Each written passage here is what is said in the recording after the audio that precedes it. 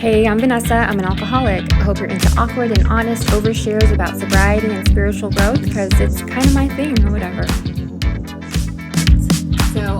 Today I'm going to be interviewing 𝒂𝒐𝒖𝒃𝒆. He is also known as Who Am You. He is an artist, musician, and viral Instagram star known for his hilarious, smart, and pretty dark and honest portrayals of addiction and recovery. Jimmy is from Riverside, California, and has over a decade of sobriety under his belt. His story includes meth, jail, homelessness, and insanity. It also includes art, music, miracles, and some madness. I've known Jimmy for 16 years. He has seen me toxic and wasted. And when I saw him get sober in 2012, I cannot believe it. Not only was he sober, his whole energy felt different. Years later, I would find myself at rock bottom. I'd intermittently reach out and try to glean any of his sober sparkle that I could, and it finally hit home. This is an inside job. But I really remember his patience with me and am grateful to him. He's one of those people who doesn't shy away from the realities of addiction or sobriety, and that's why I'm excited and honored to have him as my guest today. So welcome, Jimmy. Thank you so much for being here. That was a pretty good intro. Thank you. I think I saw you last year. We're a pretty resilient bunch. So, how are you today? Good, yeah. It seemed like some of the people that were the most extreme in like just insane addiction and struggle seem to be the ones who got out first and are thriving the most. Well, like there's certain people where, like, not to say names because it's no one's business but those persons, but some of the people that were just like, wow, that dude is like insane, like that guy's never going to get better, and then they end up being the people who like get out of it first, just like it seems like some of the most extreme people are also the people who treat the rest of their life in that same extreme manner. Yeah, I totally agree with that. There's something to be said about like the addiction mentality. I feel like it could be used for good or evil. And I feel like when you get addicted to something, whether that is like improvement or completely destroying your life, like once you get on the track, I think addicts and alcoholics just need to get on the right track sometimes. And then they could take it really anywhere. Yeah, to take it anywhere, and then unfortunately if they manage to get off track a little bit, like that little bit of off track is so powerful and like so quick that it becomes like very off track very quickly for the same reason they're able to excel in all the other aspects of their life. Yeah, I totally agree. I kind of have a question related to that too, but we'll get to it in just a second. I want to know, like, there's some stuff that even I don't know about you. So I wonder, like, what was baby Jimmy like? What were you like as a kid? As long as I could remember, I've had a hard time managing my emotions from my first memories as a child. So, however old that is, 3 years old, let's say. I've been I mean, I guess not a psychopath, but I've been extreme in my emotional reactions to things, unlike other children are, like just like violence and outburst. And of course it's normal for kids to act out and throw fits and temper tantrums, but mine were always to an extreme, and that went on most of my life, throughout my childhood. It wasn't like I think most kids, it's like you do something wrong and you get reprimanded for it, and it's like, go to your room, sit in your room, and think about what you did, or deal with your thing. And most children are like, go to their room and they're like crying in their bed or pouting. I would go to my room and I would take all the drawers out of my dresser and throw them into the wall, and find something to start busting holes into the drywall, and throw something up into my ceiling fan to break the light. And it was just like, it was just, obviously I wasn't like that all the time, but when I would have those fits of rage, um, it was so impossible for me to manage my emotions. And it just would get away from me. I would just have these full blown um, fits of chaos. And, and I mean, I guess I don't want to identify that like that's how I was as a kid, but that definitely later on was something that I had to reflect on my addiction. Where do you think that that came from?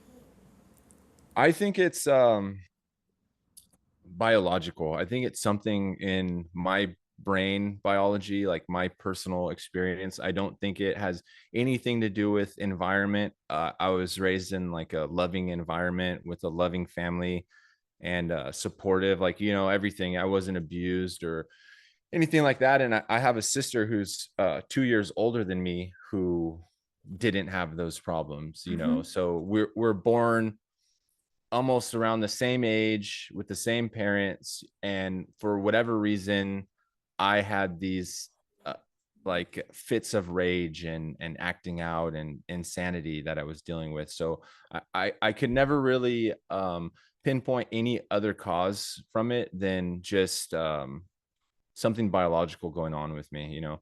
I think what it was, looking back, I think I was dealing with anxiety and maybe some sort of like helplessness and feelings of desperation due to underlying biological issues, chemical problems in my brain.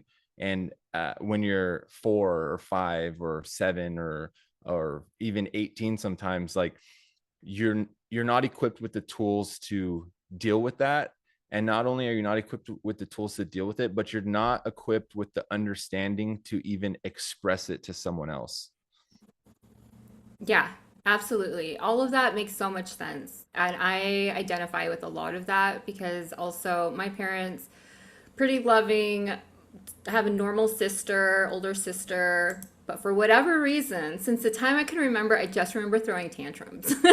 Like just getting pissed, like that uncontrollable, like emotional nature. Um, how long were you in your drug addiction and like what were you addicted to, if you can get into that a little bit? So I started smoking weed when I was going from 8th grade to ninth grade.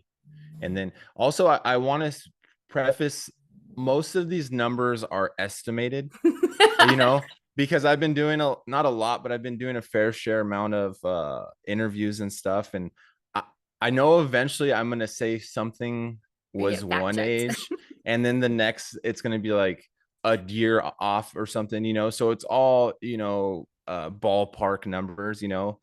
But I started smoking weed from 8th to ninth grade, I think that summer.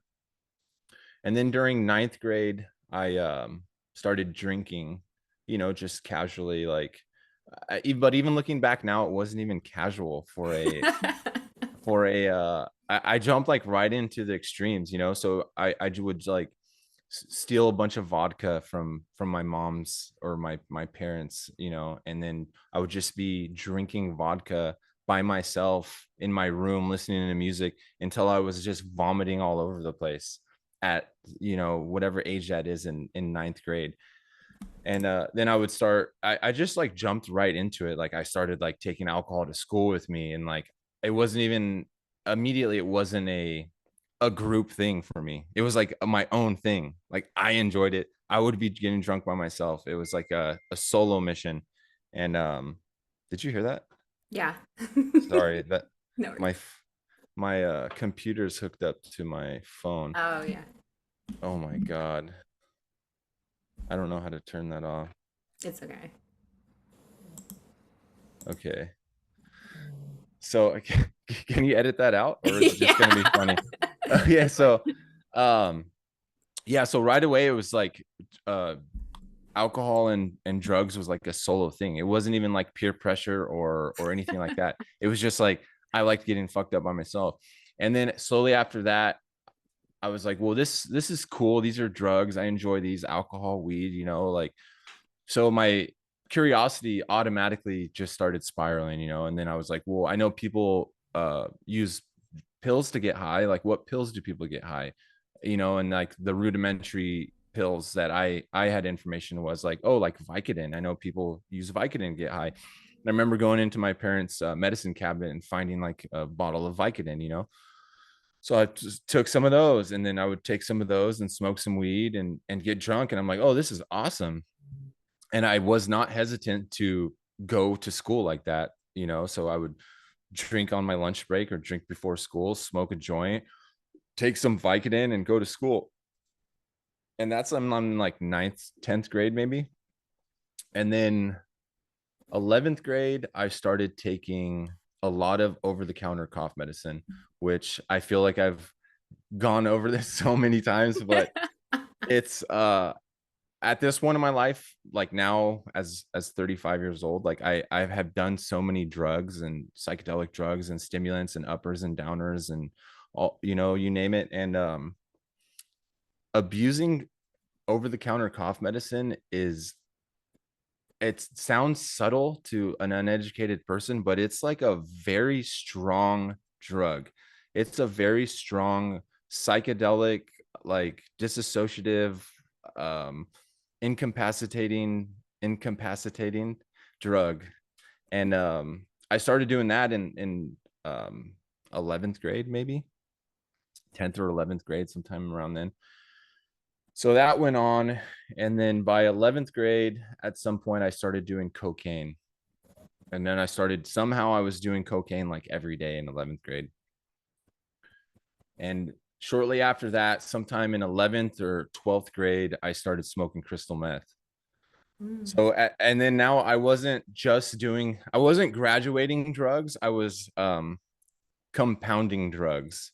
Dang. So Yeah. I'm doing crystal meth, but I'm also still doing cocaine, still taking quercetin, still eating mushrooms, still drinking alcohol, still smoking weed. Like I just kept adding drugs. So by the time I'm a senior, I'm smoking crystal meth, you know, doing all kinds of drugs.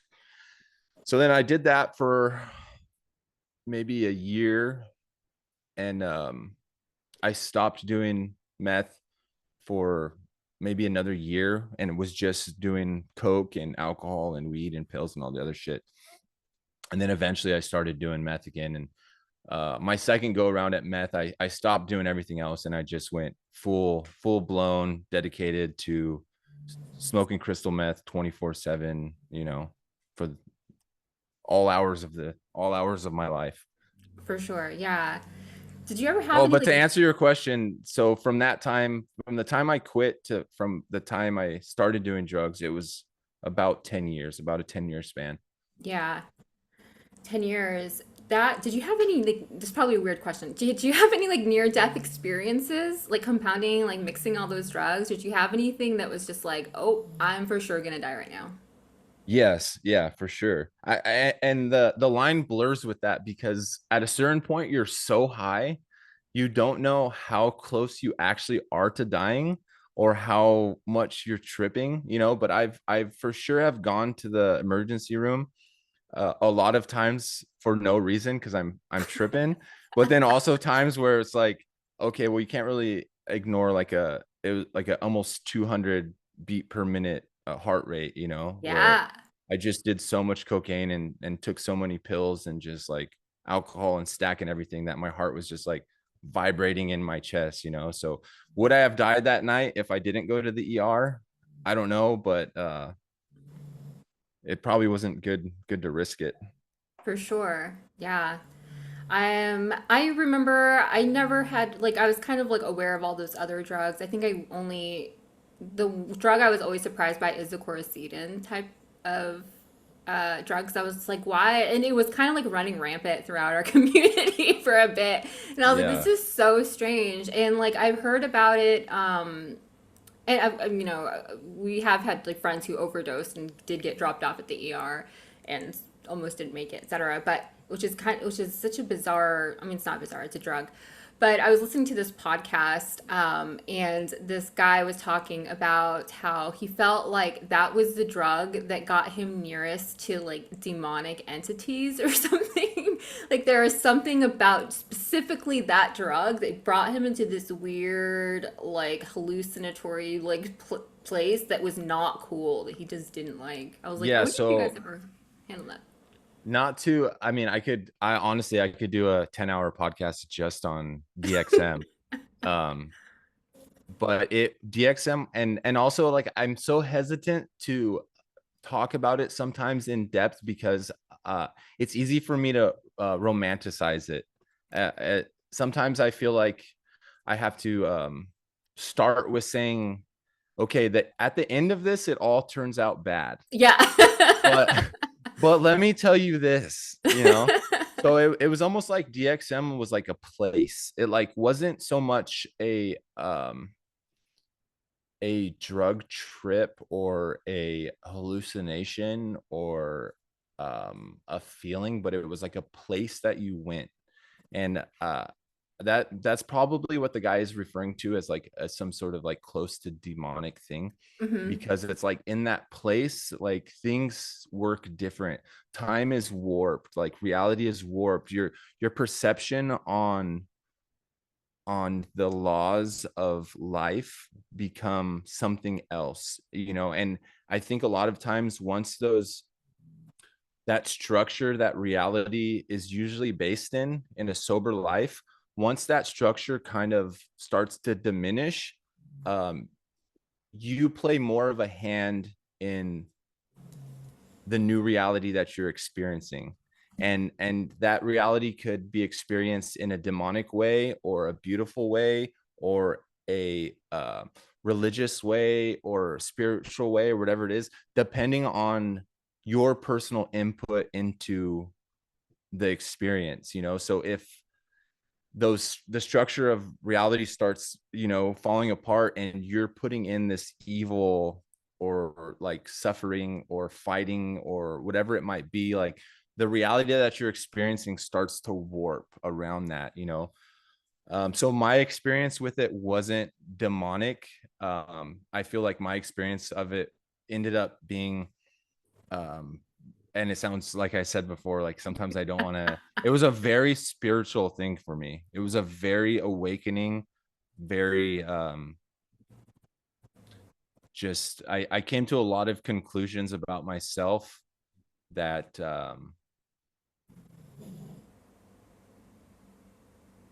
were just very unique to where I was in that weird, that strange world, you know. Yeah, for sure. That sounds like almost you got, well, you became, you were susceptible to like a different state of consciousness, basically, which probably kind of broke through. I mean, in a lot of ways, like psychedelics, that's why people do it, right? Because it breaks down these very form structures in the brain or like thought patterns that you have in the brain. And so when you do psychedelics or something, you get to kind of like, that's why also you have to be like in a safe place or whatever when you're tripping on those things, because whatever energy you're in, if you're scared, you're gonna like amplify that fear, right? Or if you're Yeah. like spiritual, you're gonna amplify that experience. And my perception on psychedelics and like exploring yourself and your own brain and consciousness and all that, it changed eventually. When I was first um experimenting with those things, and because I always treated my psychedelic use and DXM use and all that, I never treated it in a way of abuse, which I ended up realizing later I was just you know, finding a justification. But I always treated it to myself as like a very like a spiritual exploration of like my own mind and all that stuff. And it was fun, and I felt like I was learning all these things about myself that I otherwise wouldn't have, and opening up these doors and seeing things in a new light and having these new paradigms and all that. And then later on I came to the conclusion, just because those doors are real and that truth is there does not mean that we are intended to see it.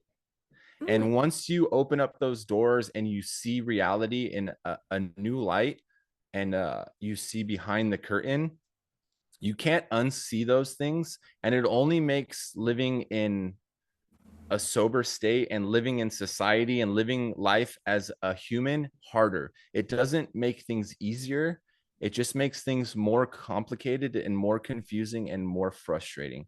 So you do all this thing where you're like in search of the truth and finding yourself and trying to see how reality works and looking behind the curtain and all this stuff, and then all you did was make life harder for you. that's an interesting take for sure, because I have always been like, I feel, yeah, I validate that. I understand that because it's complicated. Once you're kind of exposed to this other reality, or like you really do see things for how they are, then you're like, well, why the fuck do I have to pay this parking ticket? Like, what am I doing? Like, why does this matter? Rules are all fake, jobs are fake, money isn't real. Like, why are we sustaining ourselves in this type of reality when there's so much more, right? Yeah. Isn't there some way that we can like integrate both of those?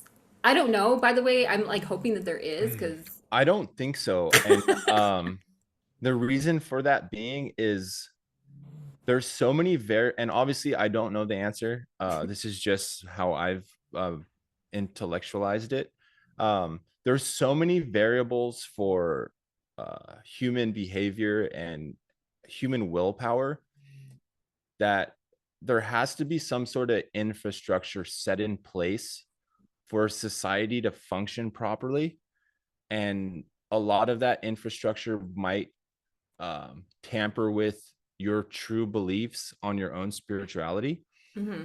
Um, but without them, society is not, it's not able to exist the way that it is because other people have willpower. You can't make everyone believe what you believe and act the way that you act and have the understanding that you understand, because that would take away from the beautiful thing that is willpower. So the only way that this perfect utopian world would exist is if everyone had the same beliefs in what life should be, what things should be enjoyed, what's right, what's wrong, and that's not possible. That almost creates a worse place if no one had willpower. Yeah. Or everyone, if everyone's willpower was the exact same, now you're just living in a world of a bunch of views. Yeah. Nobody wants Yeah. Yeah. that. Yeah, that's really funny. And I know, and I feel like you probably knew where I was going with that because you immediately brought up the utopia. And I don't know if this is too much of like an esoteric type of conversation to have, but like I do feel like once you've been exposed to this other like connectedness, so you're like, oh, we are all just one, consciousness, or we are all divinely created in the image of God, is what I always say, right? And it's like we can bring heaven on earth, we can do this, but it's like it would require um like some revolutionary change to happen, not in everybody's behavior but in everybody's like actual innermost psyche, right, to believe in the same thing. Yeah, it's very deep rooted stuff. Yeah. And I mean, what you can do is when you come to those understandings, you're always in charge of the way that you interact with the world, Right. but to expect how you interact with the world to be directly given back to you the same way. um That's hell on earth. yeah, and it's like I don't know, maybe I'm wrong. I mean, I hope I am wrong. I hope that there is a way for everyone to just exist in this utopian state, but I don't see uh a way that works. I mean, everyone would have to opt into it, right? You couldn't just go around evangelizing everybody thinking that you can get everyone on the same page and then getting really upset and resentful when people are not on the same page, because that is just a really good way to be miserable. Yeah, now what are you living in, some sort of world of spirituality communism? Yeah, exactly. Right. Yeah. And it is that like our own independence and like our, free will that makes us unique and makes life fun. So, Yeah. spiritual communism. Yeah, It's yeah. probably not the way to get it. How would you describe your first year of sobriety? My first year of sobriety, so I was, by the time I got sober, because I went to jail. So um when I got out of jail, I was already three months sober. But really that should start my sober date, the after the 3 months, because that's when I'm in charge now. um it was slow. There wasn't a whole lot of extreme events going on. There wasn't a whole lot of like tangible um changes going on. I went back and lived with my parents. The gym was a huge thing. I immediately started going to the gym. So that was in that first year was super critical for me. I started became friends with a woman who, or a girl, I don't know, 23 years old, whatever you want to call that, who wasn't a drug addict, who didn't know that stuff. So I started developing relationships with people who weren't from the world I was in, you know, which I think was important at the time. Maybe not getting, I'm not saying getting involved in a romantic relationship with someone, but forming these new relationships with people who were in a normal world, you know, who weren't sick people. That was important for me. And I think maybe within the first, and then I got a job, just, you know, nothing super critical, nothing super hard, nothing super high paying, just something to go to the DMV and get my ID for, and find my birth certificate, and, you know, get that stuff. And I started creating a lot of art too. Pretty much right off the bat, I started making art, going to the gym, having normal interactions with people. Um, and that was about it. Like the first year, it was too nothing crazy to write home about, you know. Did you think in that first year that you were like, okay, this is it, I'm committed to doing this? Or you're like, this is what I need to do just for right now? Like, did you think about it in a long term type of way or just a day by day? I knew I was taking it day by day, but I knew what was going to happen, and still what would happen if it's not a forever thing. At any point in my life, whether it was in that first year, or whether it's today, or whether it's in 20 years, if I make that decision to not make it a forever thing, from that day till forever, like until something like um the outcome is determined already. So I wasn't like thinking I have to do this forever, I have to do this forever, but I was aware of the consequences if I don't do this forever, if that makes sense. Yeah, for sure. I think something that is like, because you didn't do AA, right? You didn't do any, or you went to meetings I maybe? didn't do step work, but I've Yeah. gone to meetings since I was a teenager. When I first started struggling with drugs, my dad would take me to meetings. Okay.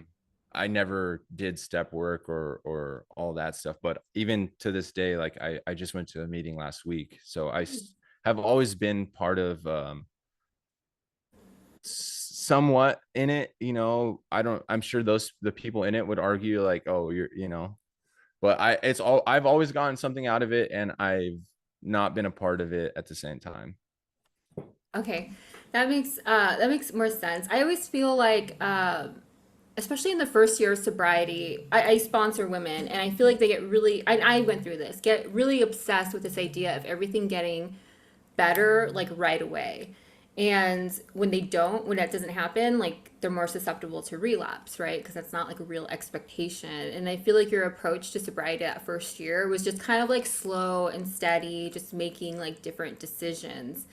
And so what I always preach to my sponsees is like, don't try to do things better because we're not even really good judges of what's better. You know, I just had got 3 DUIs. What do I know about doing better? You know, I don't know what a good decision is. I just need to do things differently, right? And I feel like you kind of exemplified that. Is like, okay, I don't know. I'm just gonna take baby steps and do things a little bit differently. Can you talk me through like what that experience was like, or like Well, what? the way I feel about it is the little simple things that you can do that don't have big results are the things that snowball into those big changes. So a simple little thing you could do with your first day of sobriety, or your first week, or your first month, or your first year, like something like, be a person of your word, be honest with yourself and be honest with other people. That's something you could do today. That's something you could change about your day today. If I say, Vanessa, I'm going to be on your Zoom call at 6, if I say, hey, you can trust me with this, like, oh yeah, I'll come feed your dogs tomorrow. When you become a person of your word, those little things start adding up, and over time those things lead to the big things. You're not going to get those big things if you still haven't put in the work for those little things that make you qualified for those big things, you know. So that those were things that I practiced in that first year, or even like the first day.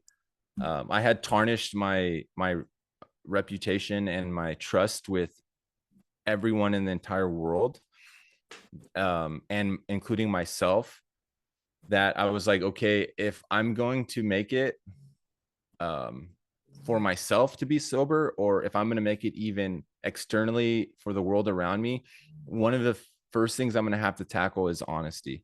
I'm going to have to always be honest with myself about why I'm doing something, why I'm not doing something, my true intentions for an action, my true intentions for what I'm speaking to someone. And those things just, it's just, I don't know. I don't know how to that. It's really important to do that. Yeah, amen. Yeah, I preach Yeah. it all the time. Yeah. Honesty is like one of those things. But I think something that people overlook, which you kind of already touched on, is that actual honesty with oneself first. Because if you can't face that honesty within yourself, there's no way, well, maybe there's a way, but I haven't been able to find a way to be honest with other people if I can't face my own truth. Yeah. No, it's, yeah. If it starts with yourself.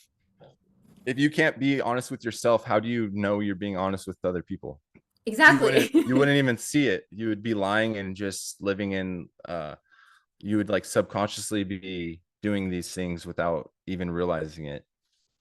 Yeah, for sure. I feel like the root, not the root, I think like one of the roots of addiction, and even mental health issues sometimes can be like this splitting that happens between like who we are and who we think we are, or like who we want to be, or who we tell ourselves that we are. I don't know. There's something there about like having to live like multiple lives, or like this double life that they talk about in the big book, right? And I feel like until we can kind of unify that within ourselves, we can't really show up as a whole person for anyone else. And I kind of feel like with you, I always got, well, when you got sober, I kind of sent, I think, I don't know if you remember this, but you came over to my studio in like downtown Riverside once, and you were just sober. I think it was 2012 or 2013, maybe. And you came over, and I just remember you feeling different. Like, all you just showed up at my door. I was just like, this is a different Jimmy. Like, you just had a very different. It almost was like and it sounds so like woo and like whatever. But you felt like energetically whole. Does that make any sense? Oh yeah, for sure. When you're living in that sickness, your like vibrational frequency is so low, and it just makes you're so susceptible to so much evil, and you just become a vessel for evil almost, you know.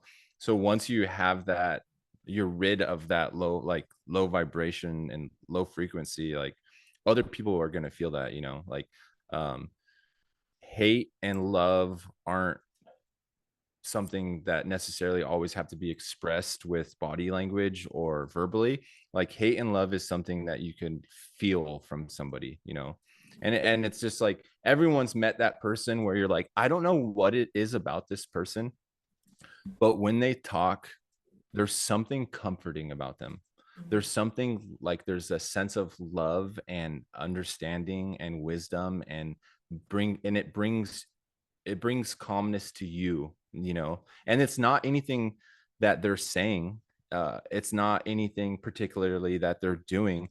It's just something about this person just has this feeling, you know. And that works in both polarities, whether you're on the positive side making someone feel good, or on the negative side, with your presence making someone feel bad, you know. And I had lived in that presence of making people feel bad for so long, that when you encountered me again, once I was doing the right thing, it was like, oh, you know, this is a different vibration that's going on here. Yeah, for sure. 100%. Um, Do you feel like I know you mentioned that you started to make new friends, people who were not in that drug and boozy scene. Um, did you have any difficulty creating boundaries with friends who were still using, who still wanted to be in your life when you got sober? No, I didn't really have that issue. Um, I didn't have to set boundaries with them trying to come into my life, but I immediately set those boundaries for myself going into their life. And that was something I had learned because I had done jail time before, where I was clean for a month and a half or whatever, with totally the intent to get released and stay sober, and thought I could still hang out with these girls that were smoking meth and just be fine about it, you know. So I would enter into these situations, and then obviously, like, guess what would happen? You know, I would start smoking meth with them, you know. So it wasn't so much setting boundaries for other people, it was setting boundaries for myself that was most important. That is so good because I do feel like boundaries are not like if you want to imagine boundaries as like walls, right? To keep yourself safe, like you're creating the wall like around yourself to protect yourself. You don't create it around other people to protect yourself, right? Yeah, yeah. So it's like I feel like when people, especially addicts and alcoholics, have a hard time because there's usually codependency involved or something like that. Um, they tends to feel that their boundary with others, what they're really doing is just telling other people how to act, and you can't do that. Like that's not your responsibility to tell other people how to act. You just have to tell yourself how to act and then maintain that for yourself. Yeah, a lot of life with addiction or just anything is learning to hold yourself responsible for the situations that you're in and the way that your life is unfolding. And sometimes it's obviously easier to blame other people or blame outside circumstances than it is to say that we are doing something wrong and correct it. Because when you push it on something outside of yourself, you don't have to correct it. It's like, oh, I didn't get this job because that manager's a bitch and this XYZ, whatever it might be, instead of sitting there and thinking like, let me take responsibility for why I didn't get that job, and let me think of the reasons why I didn't get that job, and then and go from there. Like, oh well, I could have had a better attitude when I went in, I could have presented myself better, I could have done this or that, you know. I feel like you could kind of put that same thing towards everything in life.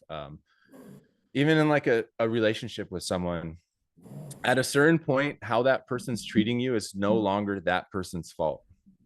How that person's treating you and making you feel is your responsibility, because you are continuing to allow that situation to happen in your life. And you can't say, she's like that, she's doing this, she makes me feel like that, she's this kind of person, that's why I'm act like. No, it's like, no, you are allowing that. Take responsibility for your actions and your life and change it, you know. Yes, amen. I totally agree with all of that. I feel, the big book talks about how a lot of our trouble is of our own making. And it can be because we knowingly or unknowingly are putting ourselves in positions to be hurt, right? So it's like, oh, this person keeps mistreating me and I'm going to bitch to everybody about this person. And it's like, oh, have you ever thought about just removing yourself Yeah, from that situation? I mean, feel free to bitch all you want, but you need to know that it's your fault. Yeah, take some responsibility for it. Yeah. Damn. But I feel like there's so much power in that. I feel like in my addiction, and I don't know if you relate to this at all, when I was still blaming things externally on like other things, it came from this real place of like defeatedness and hopelessness and like, oh, I can't do anything because everything is everyone else's fault. But it's like in that moment where it was like, wait, this is kind of my fault. Like I can kind of change this then. If it's my fault, then I can change it. Like that's like way more empowering than this idea that like everything sucks because it's everyone else's fault. Oh yeah, for sure. Yeah. And I'm sure some people are like pulling their hair out right now hearing that. Because I mean, obviously it's not an absolute. Obviously things do happen to people that they didn't deserve happen, you know, and I don't know why. I'm not God, you know, none of us know why things happen to certain people, but there is those things that you can change that are happening to you, you know. And it's just the ability to know what you can and what is different, you know. Well, even the way that you experience those things can be different. As an example, like I remember when I first got sober, I did a resentment on an abusive ex-boyfriend, right? And he was abusive. Like bad things happens to me at the hands of this person. Yes, I stayed in that relationship. Yes, I kind of was drunk through most of it, blah, blah, blah. But he was also abusive, right? But there is this power in saying, like, okay, yeah, that happened 5 years ago, and I don't have to keep living, and I'm letting it affect all my relationships ever since then. Like that's not cool. Like I can actually have the power to say that happened. It wasn't cool, and now I kind of want to have a different narrative about it. Like I want to actually experience it differently. Like I didn't know any better at the time. I know better now, and I can do differently now. And not everybody is that guy, right? So it's Yeah. like having that perception shift is important. Yeah, nothing constructive happens from blaming other people for your situations, you know. Yeah, for sure. And also he was an addict too, so it was like Yeah, it still yeah. doesn't excuse him, but it's also like what do I have to gain by holding on to that? Um, I do feel like we briefly had a conversation about a higher power or God at some points. I know that you're not Christian. Can you tell me a little bit about your understanding of at least, I literally wrote this question like this just for you. A little bit about your understanding of at least not being God and surrendering to not being in control. Oh man, this is, I don't know how far to get in a tangent on this one. Oh, So I had like a very extreme spiritual experience, and as I was figuring these things out, it was so overwhelming for me, dealing with this new understanding that I had been presented with about life and the universe, and my role in what I'm experiencing, and how much my perception is reality, and how much reality I don't control, and how much reality I do control, and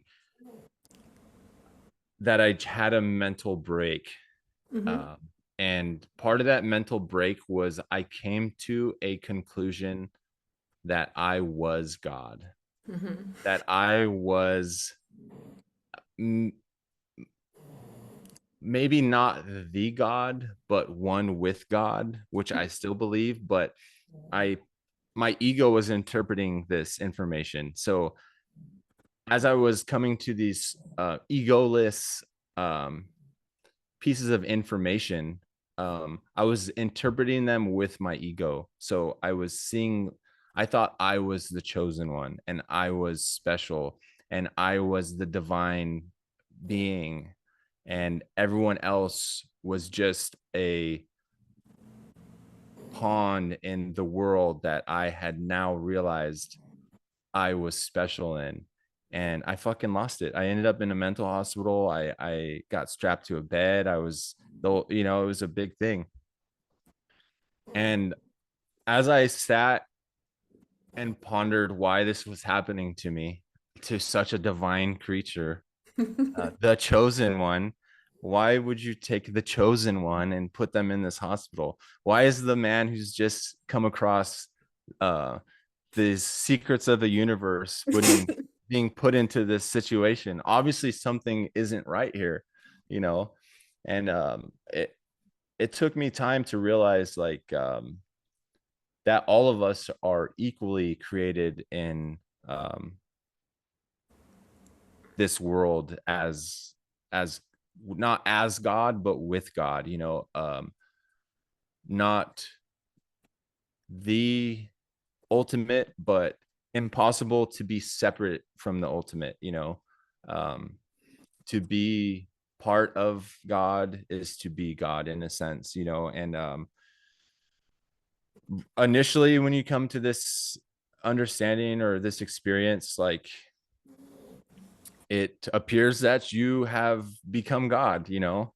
And it's just, you know, I don't know if I answered your question at all, but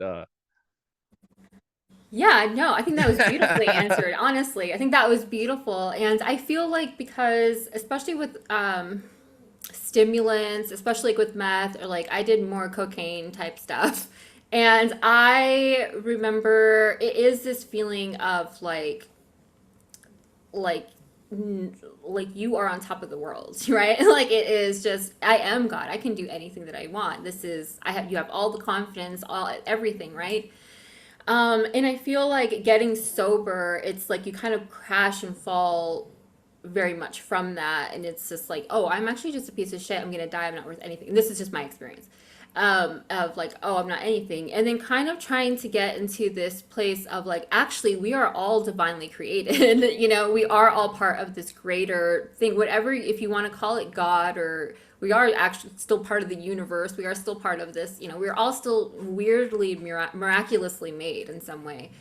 But I do feel like there is this something about people who do like uppers that it's a little bit, the ego is so strong. It's just like really hard. So your integration of that ego and how it misinterpreted that part of God in yourself is, it was beautiful actually. Thank you. Yeah. So I think this is maybe a side tangent, and this maybe I, I've just always had this thought.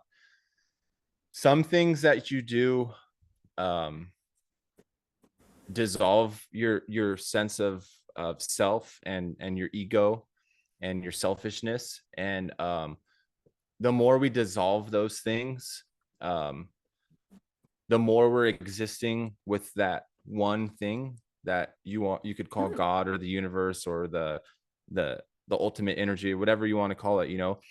The less that we're focusing on ourselves and me, the more we are like that thing, and the more peace we're brought, and the more harmony happens in our life, because we are existing more like the whole. Yeah. So when you do stimulants like cocaine or crystal meth, it is literally stimulating your physical being. It is stimulating your physical body. It is stimulating your mind as Jimmy or Vanessa. It's stimulating all the things that your ego identifies to. And the more those things are stimulated that your ego identifies to, now you become further from that whole. You become more isolated from that one thing and less like that one thing. And the more you become less like that one thing, the more disharmony, the out of harmony you become with life, the more distant you become from peace. And I think that's why so much evil occurs with stimulant use and abuse, is because you're separating yourself so far from oneness. You're becoming isolated as an individual and an ego. Yeah, 100%. I totally agree with that. And you could actually, maybe it doesn't only apply to stimulants, maybe it also just applies to anything that separates us from each other. So that could be even like money or like wealth, right? Like if people who get really addicted to money now identify that, that creates their ego, right? Like that's what they depend on. And the more attached you become to that, like the more separated you are from actual there's more dis-ease within yourself because now Yeah. you're chasing that. And I think that happens. Let's use money for an example again, and this applies to a lot of things. But I think that happens on a micro and a macro level. So the level you were just saying, where you're separating yourself in like a terms of society from other people, separates you. But each individual action and thought that you are entertaining to obtain that money or try to obtain that money are little tiny doses of separation, because you're constantly convincing yourself that that thing is not what you are, that you are not that thing, that that thing is separate. So every time I'm like, I want that car, I want some money, I want this, I want the girl, I want the wristwatch, I want this or that, each time you're entertaining those thoughts, uh, you could also interpret those thoughts as, I'm not that, I don't have that thing, I'm not that thing, I'm separate from that. and you're just creating all these new layers of separation, saying that you are separated from this whole one creation, and you'll find yourself in another dark place. Yeah, absolutely. 100% agree. Is there a dog snoring in your house? Can you hear her? Yeah, this whole time I've been able to hear it. Oh my God. She's like right behind. She's like right there. This, by the way, I do want to plug this other podcast that you were in because it was really good. Actually, the Betamax podcast that you were on, you really succinctly kind of like describe that this awareness that you have of this cycle of addiction, and like once you're in it, there's no easy way out. So like when you find yourself on the brink sometimes in sobriety, you just kind of recall that and you're like, I don't, it's hard to get out of that cycle once you're in it. What do you think keeps some people from recovering and like staying stuck in that cycle or returning to that cycle? I think it's a multi-layered. I don't think it's one answer fits all. There's going to be lots of different variables that come into play. Environmental would be a huge one. um the Some people don't have a healthy environment to go to. Once they If they desire to get sober, it's like, where do I go? I go to a sober living. Who do I talk to? Who do I call? Like, my dad's a drug addict, my mom's a drug addict, my sister's a drug addict, my brother's in prison for drugs. Like, I don't have that place where I can find peace at. So I think a lot of people stay in that because that's what's normal to them. They were raised in a world where drug addiction is just life. Like, it's not wrong, it's not the wrong thing to do. That's just what we do. We're drug addicts. um I think maybe some people, the whatever they're running from is so painful, that they feel like it's easier to continue to run from that thing than to deal with it. Mm-hmm. And that's something I can't speak on because I don't have that thing. But I know a lot of people turn to substance abuse because of traumatic things that have happened to them. um I think maybe people think that it's harder than it is. Like, people think that living a sober life and not turning to alcohol to have fun, or drugs to have fun, or human connections, or whatever. I think that's another hurdle some people deal with.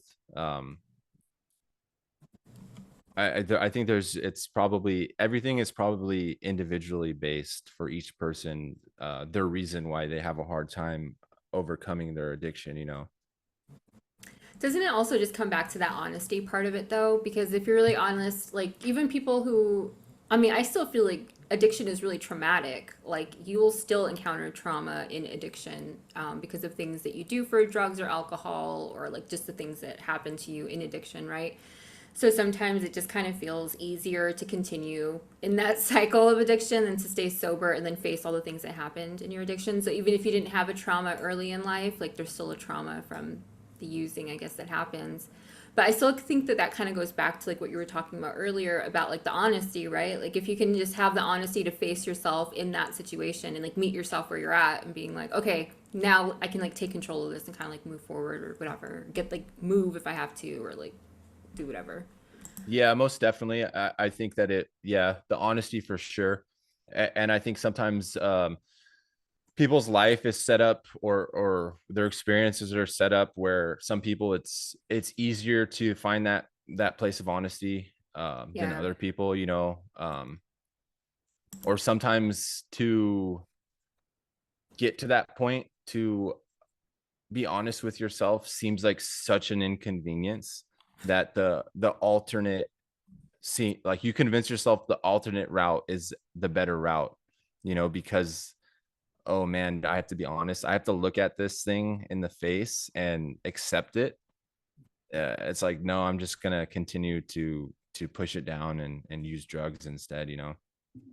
Yeah, for sure. Um, I feel like I only have a couple more questions that I really want to get to, but one more question about specifically addiction or sobriety stuff, and then I want to get into your art and music stuff. Have you ever experienced like a kind of maybe like survivor's guilt or like just any feelings about maybe like why or how you got sober, but like there's someone who we both know like on social media. I don't know if she posts anymore, but I remember just like you know, she like her posts were just like so heartbreaking because she would post these lives and it was like she was clearly just detached from reality at this point, right? And it seems like everyone who, I mean, we used to hang out with her and like she would do drugs with has now gotten sober and like it's almost like she just didn't make it or she's just not there yet.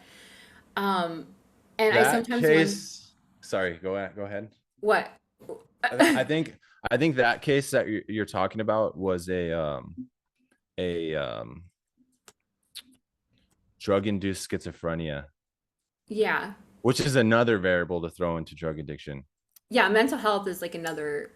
Yeah, at a certain point, you continue to abuse your brain. Some people, it doesn't even matter if they get sober anymore. There's no recovering it. Like you've Mm, burned or you've damaged your brain in a way where you are now in a state of constantly hearing auditory hallucinations or visual or concept hallucinations and all that stuff, you know. I think I know what you're talking about, you know, but yeah, I just wonder because it's like I see that, and then and then like the next post will be like three other people who I know that she used with, and now they're all doing fine, you know.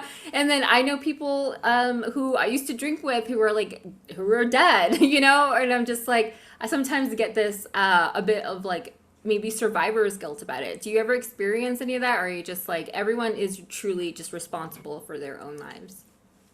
no, I wouldn't say I've had any survivor's guilt. Um, no, no, not at all.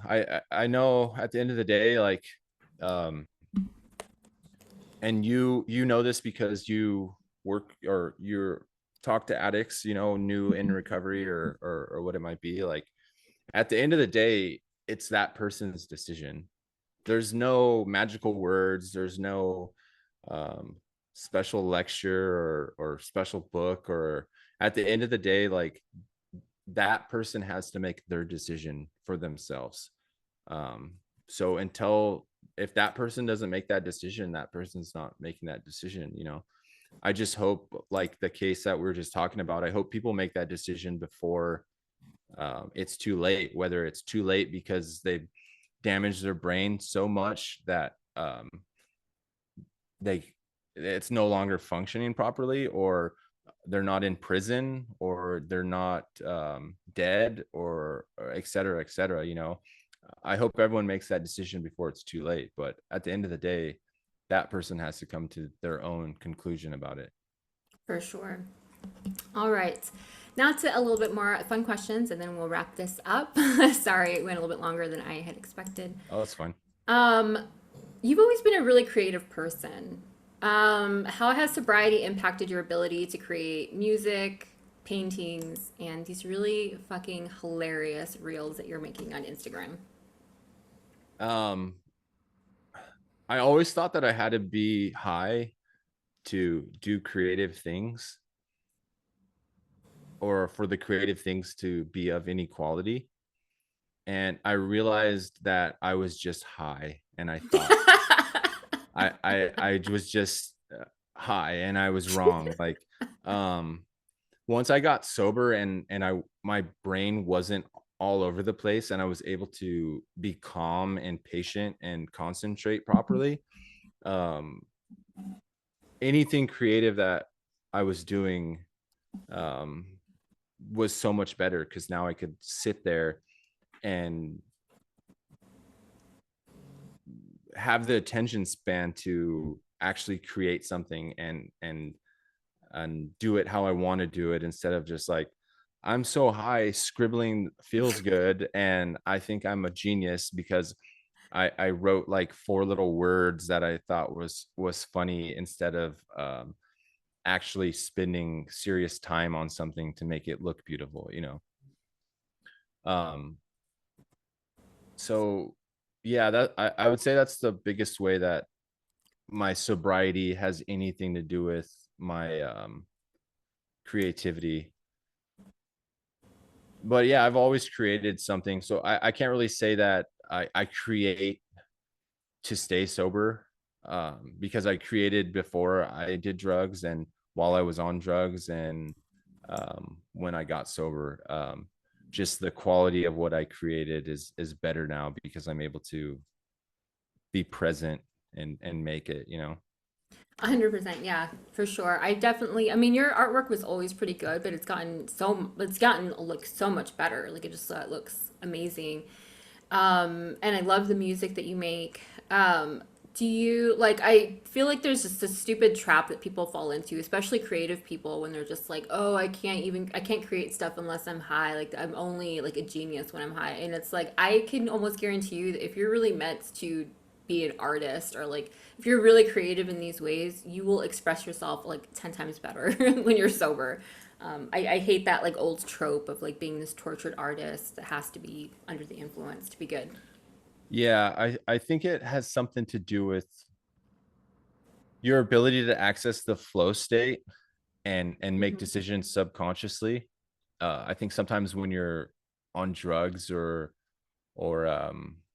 high or drunk or whatever, it's you're less in control, and sometimes your subconscious is making the decisions. And but if you're able to harness that flow state on your own, the outcome is so much more powerful than when you're under the influence of something. It's just, I don't know. But yeah, I think that is a big, that's a huge thing in creativity is the use of drugs, you know. And um being an artist and using drugs to access your art has worked great for a lot of people, like Kurt Cobain and the singer of Sublime and Amy Winehouse and Elliott Worked out Smith, and great. you know, all these dead musicians, you know. So it's like, is that the price you want to pay to try to access your creativity, you know? Right. And even so, like some of these people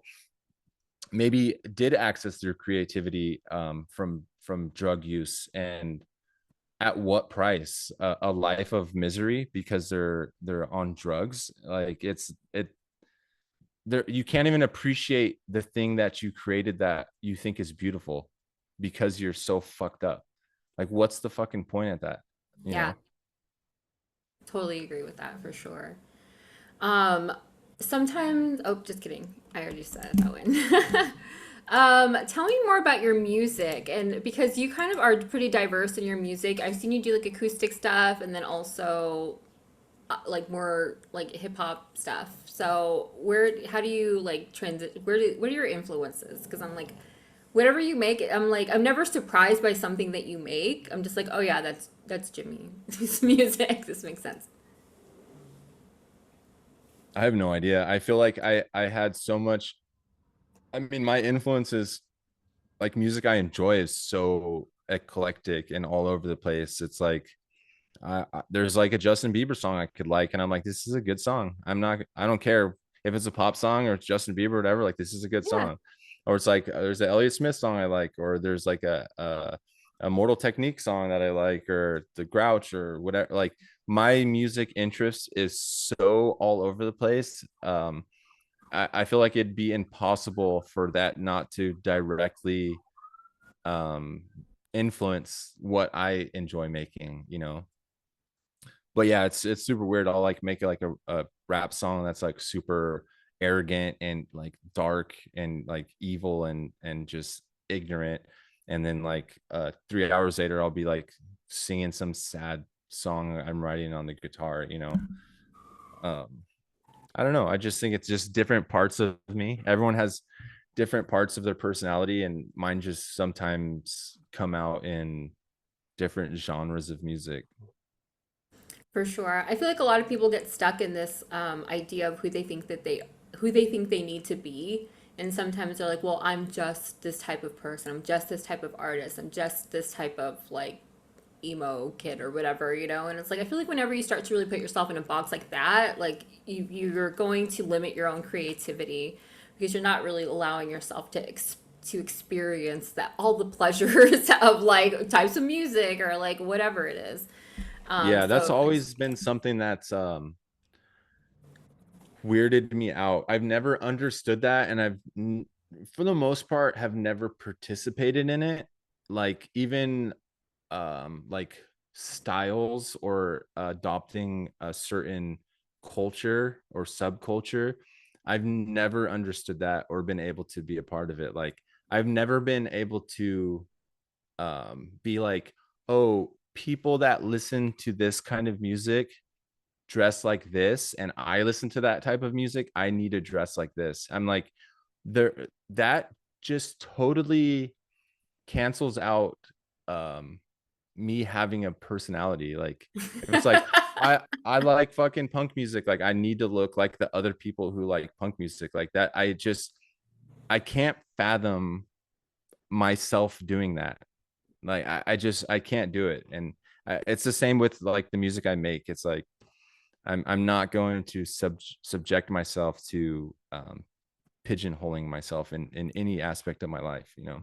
yeah, totally. Or just like playing this role that other people think that you should be playing. Yeah, it's just so it just doesn't make sense to me. I wear like blank shirts. I wear blank. I don't have a style, you know. I just want to be me. Um, I don't know, and I feel like if I adopt a style, I no longer am just me. Like now I'm this thing, you know. Yeah, for sure. Yeah. Um, I only need a couple more questions. So, what has the experience been like to hit almost 50,000 on Instagram because of your reels, which regularly hit like 1 million views?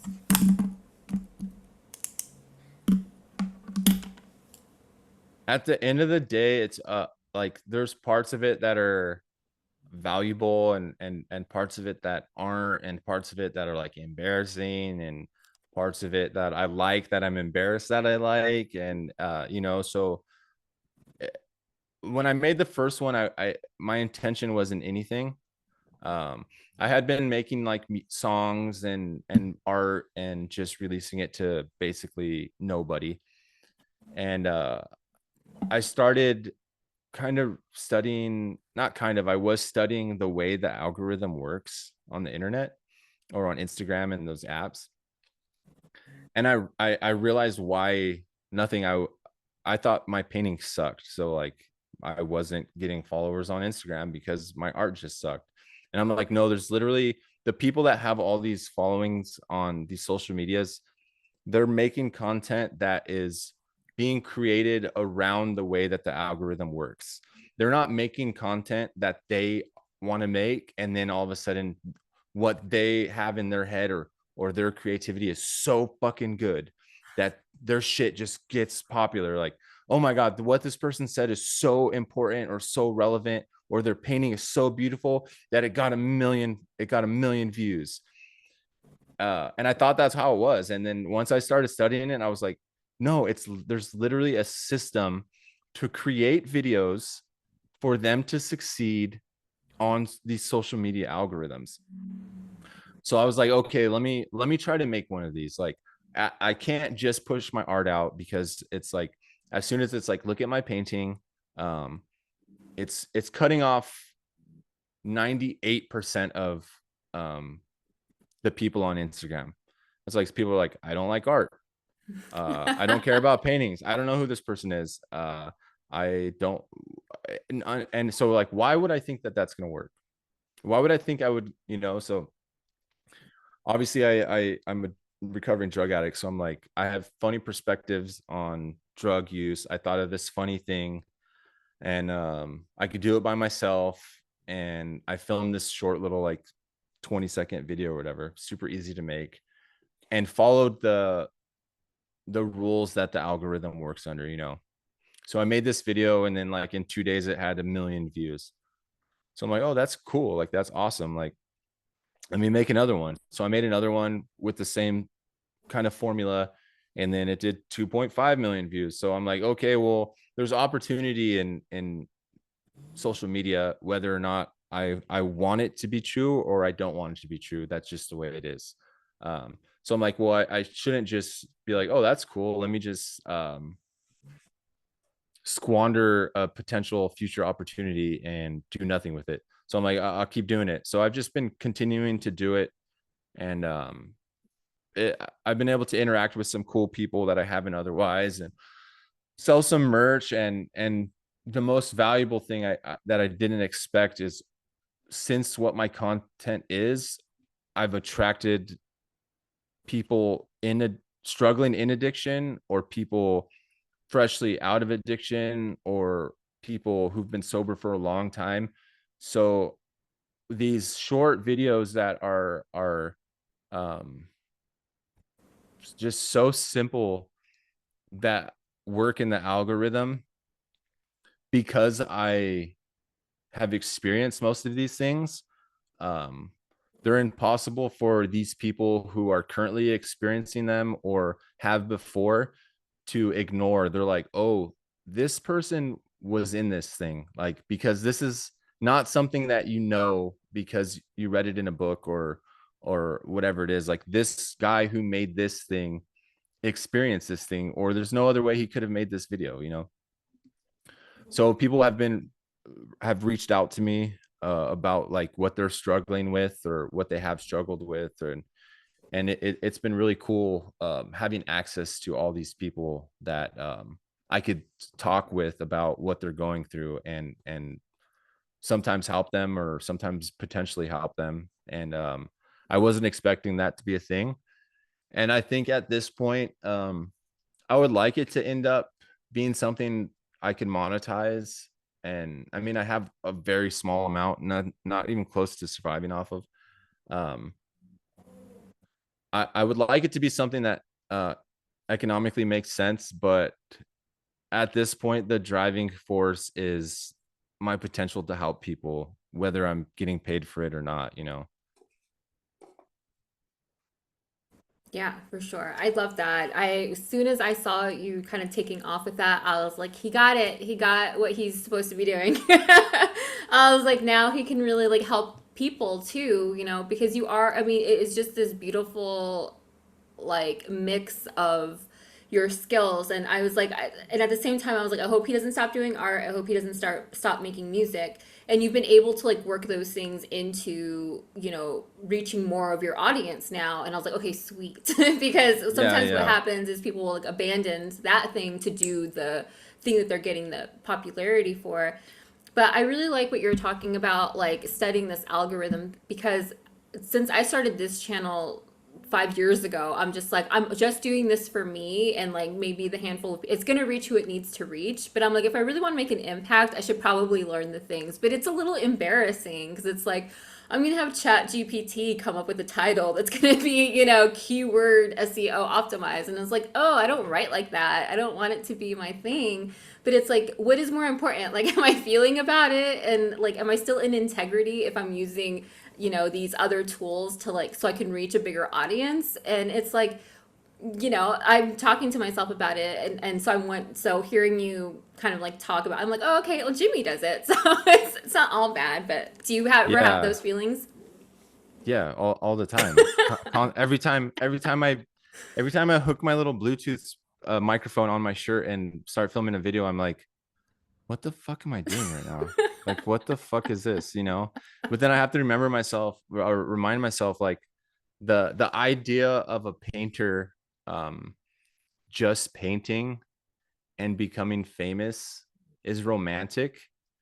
um but the painters who paint and become famous are also ones who do business or market. And I'm not saying either one is better or worse. I'm just saying, if you are a creative person and you want to be recognized for what you're making creatively, um, to just think that you could just paint in a cave and everyone's going to come into the cave and be like, look at, we found it, this is them, everyone come in this cave and look at this fucking drawing. Like, That's stupid. It's stupid to think that's just does not make any sense. Like it's a cool idea, but it's just not the reality. And if you want to make art and just for the sake of making art because you enjoy making art and your friends like your art, or it's therapeutic or what, like that's just as fine. But if you're making art and you want people to see it, um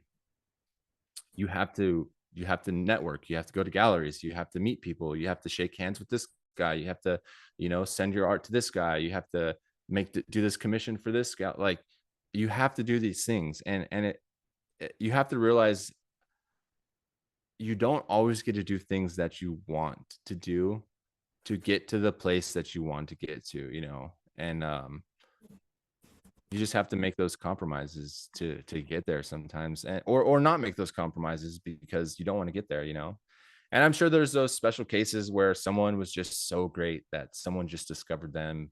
But like I said, I'd learned to be honest with myself. I am not that guy. i'm I'm not the greatest painter in the world. I'm not the greatest singer in the world. And all I could do is be the learn to be the most honest. Love Maybe that. one day I'll be the most honest person in the world. Hey. One more question and then we'll wrap this up. Addiction. I heard you describe that you have the disease of always wanting more. Even in sobriety, this can be expressed in terms of perfection or validation. Um, I've been toying around with this idea that maybe addicts and alcoholics have this addiction to wanting more, and maybe that more can be like a purpose, right? To be like a greater purpose. And I kind of touched on this on my last question, but do you feel like you know what your purpose is, and are you in it? Are you striving towards it? Is it a thing? I battle with it all the time. I battle with it every day, in more ways than one. Um,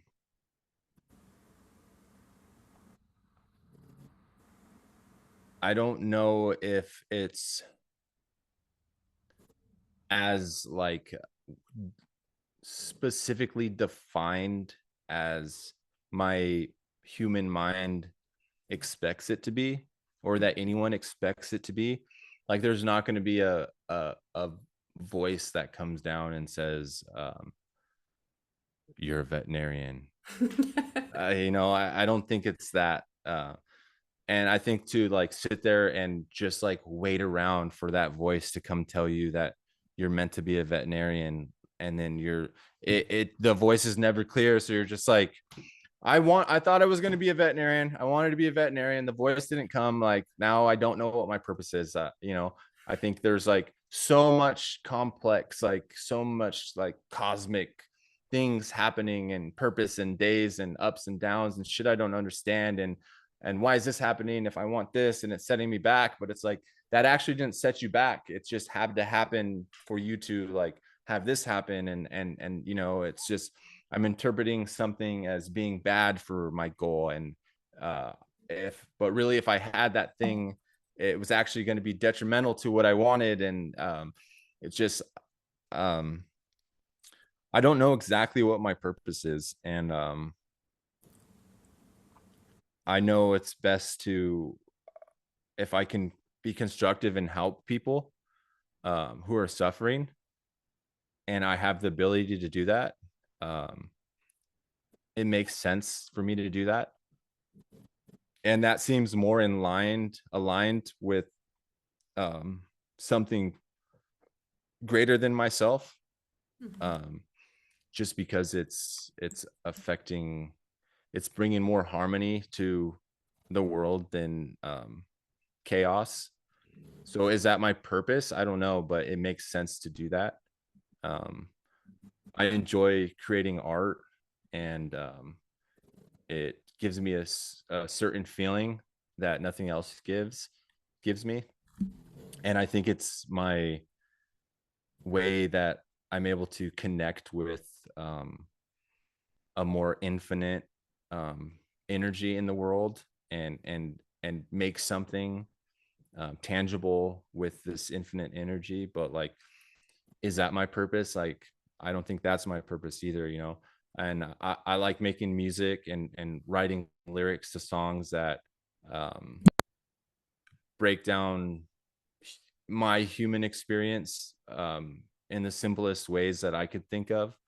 And maybe people can relate to it and then enjoy it, and it'll give them a certain feeling. But um, I don't think that's necessarily my purpose either. You know, is my purpose to have a family one day and have kids and um, procreate? Like, I don't know. I don't. So I don't think I necessarily can say I've found my purpose, or that um, I ever will have the feeling of knowing my purpose, because my purpose can be many things in many ways, and in ways that aren't distinctively defined. Beautiful answer. I totally agree. And it can also be always evolving and changing. I feel like maybe your purpose right now, our purpose now, can be very different than what it needs to be in 10 years. I don't know. Yeah, Maybe some people, I think, are born with just one purpose, and some people go through different iterations of their purpose. I don't know. Um, cool. Well, thank you so much, Jimmy. That's really all I have for you. I want to make sure that everyone goes to check you out on Instagram. I'll include some links. Also, please check out his music. He goes by 𝒂𝒐𝒖𝒃𝒄𝒓 on Spotify and Bandcamp. everything. What? It's a Spotify, Apple, Bandcamp, Yeah. YouTube. Who am you? 𝒂𝒐𝒖𝒃𝒄𝒓. Also, he has some amazing shirts like this one I don't have any that more of he has those. for sale. Huh? I Okay, don't he have doesn't any have any more more of of those. these, but get some of his other shirts. Yeah, Anything else that you have for us today? that's it. Hopefully, I didn't babble and contradict myself too much throughout this conversation. No, it was amazing. Thank you so much, Jimmy. Variety And of it was nice spiritual talking growth to you. because it's kind of my thing or whatever.